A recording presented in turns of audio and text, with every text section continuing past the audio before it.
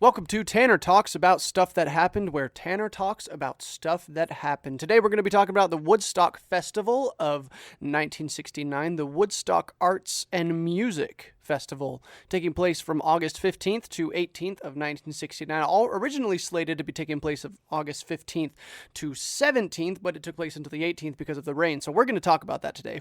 Now, for an introduction into how Woodstock exactly came to be, we got to talk about the four dudes who kind of came up with the idea for it. So this Woodstock was organized by four guys, Michael Lang, Artie Kornfeld, Joel Rosenman, and John P. Roberts. Now, an interesting factoid about these four guys, the oldest of them was Joel Rosenman, who was 27. Now, these four guys put together the biggest, most famous music festival in all of history, and the oldest of them was 27 years old. So I think that's a cool factoid to remember when we're talking about how massive Woodstock turned out to be. Now, our story begins in earnest when Joel Rosenman and John Roberts are in the process of building a large recording studio on the island of Manhattan, and Michael Lang and Artie Kornfeld's lawyer is doing some work on it. Now, Lang and Kornfeld are looking to build kind of a studio in the woods. In the 1960s and 70s, there was this kind of, not really revival, but thing going on where a lot of recording companies were moving studios out into the middle of nowhere. If you've seen the movie Bohemian Rhapsody, this is kind of just the idea that Queen had when they recorded their most famous album in the middle of nowhere. They wanted to get away from all the cities so they could focus on their music. So this is what's kind of going on in the music scene right now. So Michael Lang and Artie Kornfeld want to capitalize on this, so they are thinking about building a recording studio in this little town called Woodstock, New York. Now that's where the Woodstock Festival gets its famous name. So in late 1968, Michael Lang, Artie Kornfeld, Joel Rosenman, and John Roberts meet up. They have a meeting. They decide, yes, let's do this thing. So Woodstock Ventures, which is the company that has funded Woodstock throughout the years, comes to fruition in January of 1969. Now, keep in mind, this is January of 1969. The Woodstock Festival is slated to happen, looking back historically, the Woodstock Festival happens 9 months later. If we're talking about modern music festivals, these festivals typically take years, multiple years to plan out on this magnitude. I mean, festivals that consist of 10 bands take maybe a year at least to formulate. Now, Woodstock exhibited dozens of artists, and they put it together in 9 months. So that's another thing to remember about just how crazy this whole thing was. If there's one thread, that common thread that runs through this entire story, I just want to emphasize how absolutely maddening this whole process must have been for those four producers who were absolutely insane, but somehow pulled it off. At the meeting, Kornfeld and Lang proposed that they build this recording studio in the middle of nowhere in Woodstock, New York. Roberts and Rosenman were not quickly persuaded by this idea of building a recording studio in the middle of nowhere where probably no one would pass by it, no one would know what it is. So they counter-proposed this idea where, yes, let's build this recording studio, but let's hold a huge inaugural concert so everyone knows exactly what we're doing here. And thus, the concept of the Woodstock Arts and Music Festival was born. As these four amigos departed on their great journey of entrepreneurship, there were pretty quickly some discrepancies in the way that they were taking approaches to this business model. Pretty quickly, John Roberts saw something that concerned him in Michael Lang. John Roberts was a very driven entrepreneur. He knew what needed to happen for this to succeed, for Woodstock to, as a whole, to succeed. And he didn't like how Michael Lang was taking a very lax approach to what was going on. He kind of had this idea of, it's going to work out, so we don't have to worry about it. Well, Roberts had this idea of, well, if it's going to work out, we need to make it work out. Business doesn't just work. So pretty quickly, that was something that became concerning to Roberts.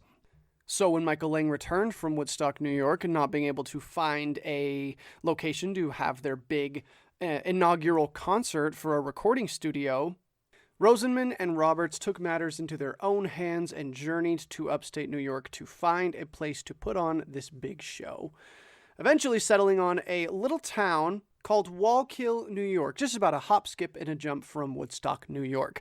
They were pretty excited about this, but local residents were pretty quick to say, no, we are not having a hippie movement festival in our town. Not happening. Sorry. After leasing the land, in early July, the town board, made up of residents of the town, they passed a law requiring a permit for any gathering over 5,000 people. The festival was slated for about 50,000 to attend, and so it was illegal to have that festival in the town. The town said it was on the basis that planned portable toilets aren't going to meet town code. So it was back to the drawing board for the 4, but little did they know that this was going to turn out to be an absolute publicity dream for their festival. Eventually, they found their way to a dairy farmer named Max Yasgur. Max was born in New York City to Russian Jewish immigrants and had been a farmer his entire life. And by the time the festival took place, he was the most prominent milk and dairy farmer in the state of New York. He was 50 at the time the festival took place. Max graciously allowed the festival organizers to use his land to create the Woodstock Festival, and they set to work. Max's land had a natural bowl that had a backdrop of a lovely pond, and so the festival organizers decided that was where they would build their stage, and it would act as something of a natural amphitheater.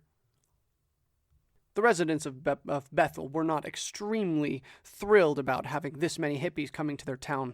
While the organizers did say that they didn't expect more than 50,000 people. 50,000 is a lot, and the residents of Bethel, it's the small town in New York, were not very happy about that.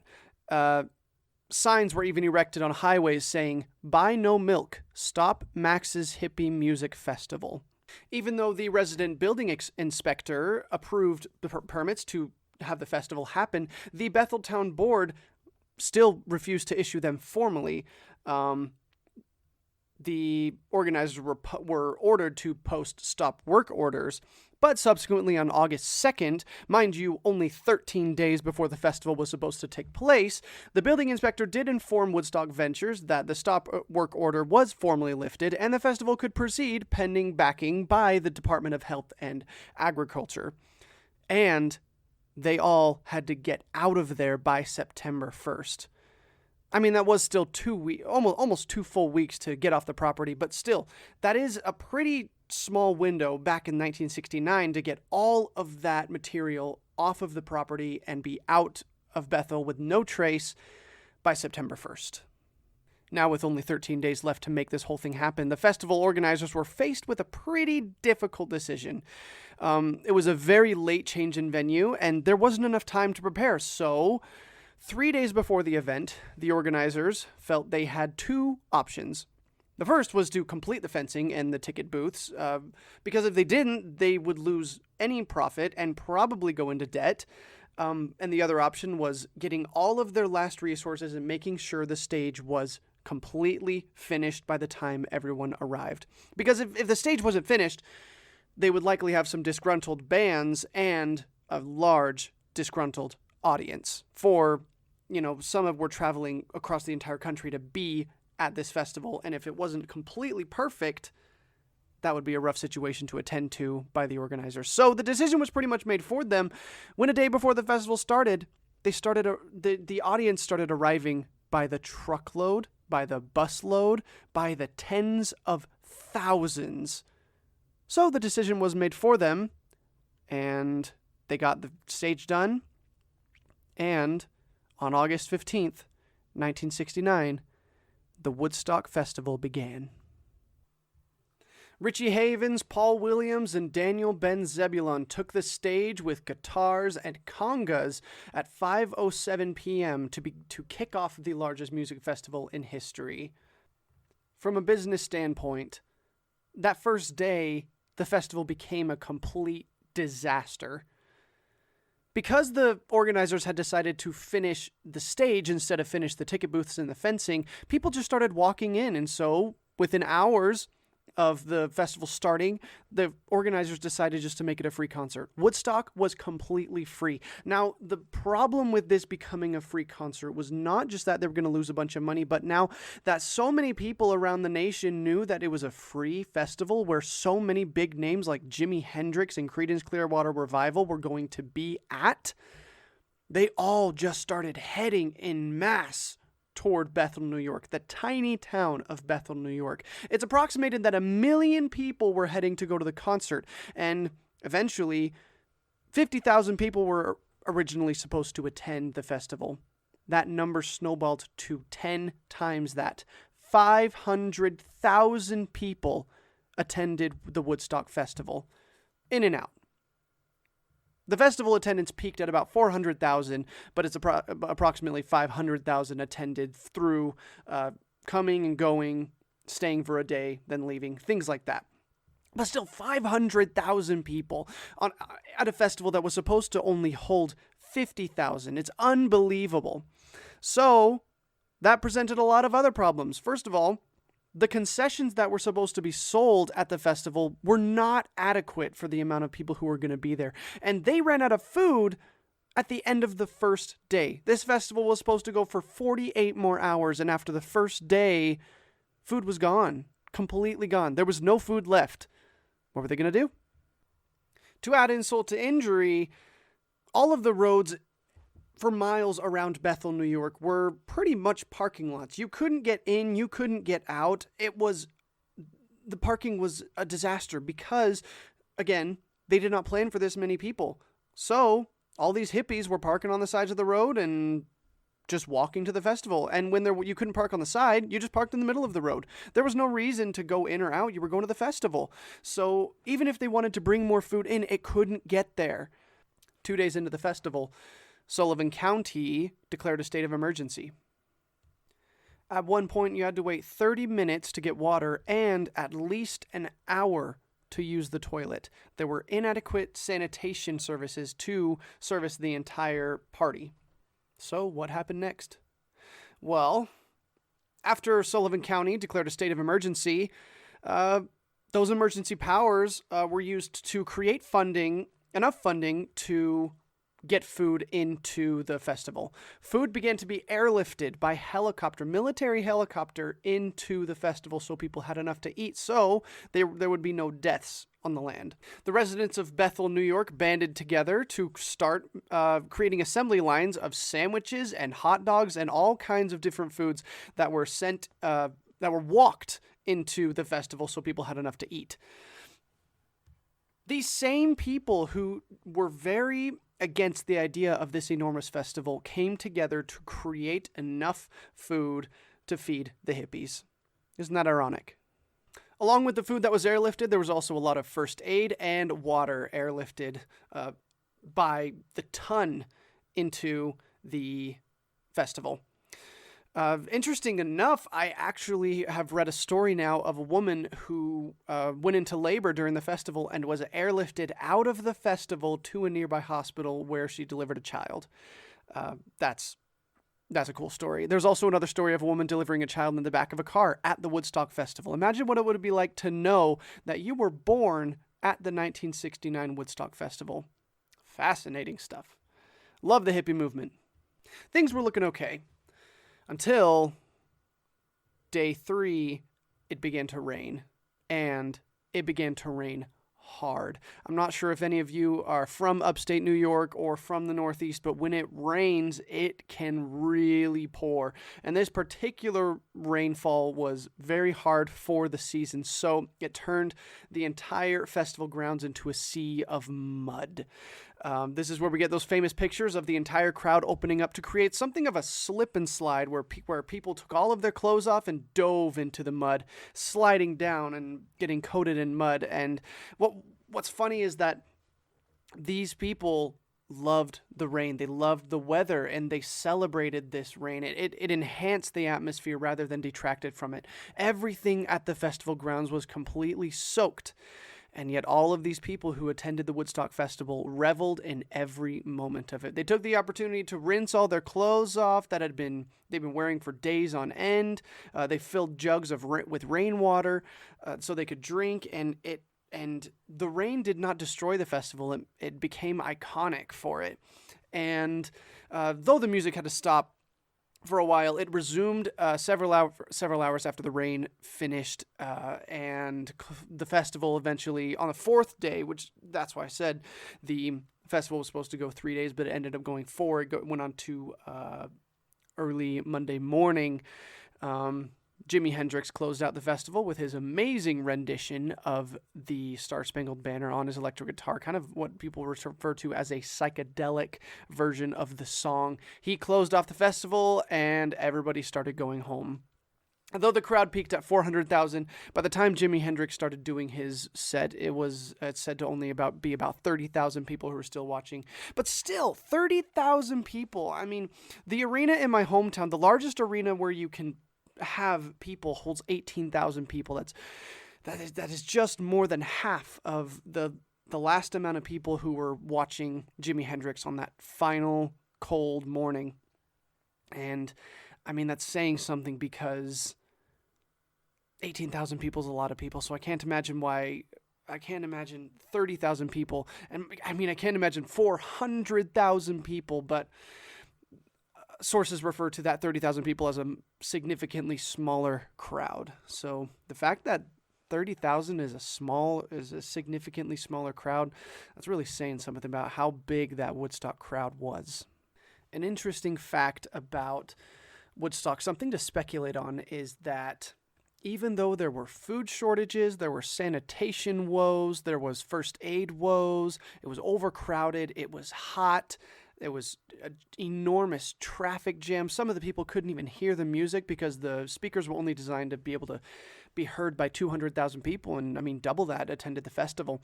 So even despite all of that, there's not any record of a single violent incident occurring at the festival. It was all peace and love. I mean, all of even the posters for the Woodstock Festival in 1969 say 3 days of peace, love, and music. And it really was that. It was 3 days of peace, love, and music. Sure, there was a lot of drugs, and there was a lot of sex, and there was a lot of that wild stuff that Woodstock is known for.